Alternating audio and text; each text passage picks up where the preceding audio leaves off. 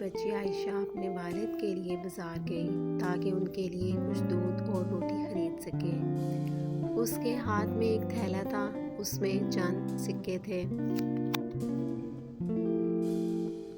عائشہ نے دکان سے روٹی اور خریدا۔ دکاندار نے خوش ہو کر عائشہ سے کہا، اللہ برکت دے۔ واپسی پہ گھر جاتے ہوئے عائشہ کے بیگ میں سے ایک سکہ زمین پر گر گیا۔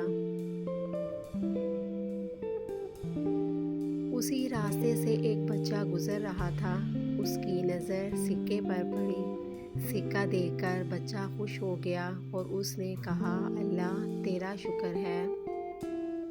دوسری طرف عائشہ جب اپنے گھر کے دروازے پر پہنچی تو اسے معلوم ہوا کہ اس کے بیگ میں سے ایک سکہ کہیں گر گیا ہے۔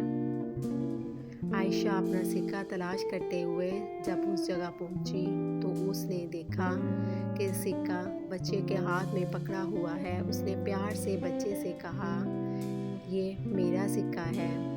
بچے نے اداس ہوتے ہوئے وہ سکہ عائشہ کو واپس کر دیا۔ عائشہ کو دیکھ کر بچے پہ ترس آ گیا۔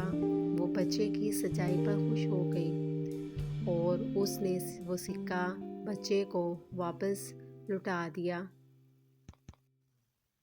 دونوں کے چہرے پر مسکراہٹ آ گئی۔ عائشہ نے اپنے دل میں سوچا کہ سچ ہی کہتے ہیں کہ سچ بولنے والا کبھی بھی نقصان میں نہیں رہتا۔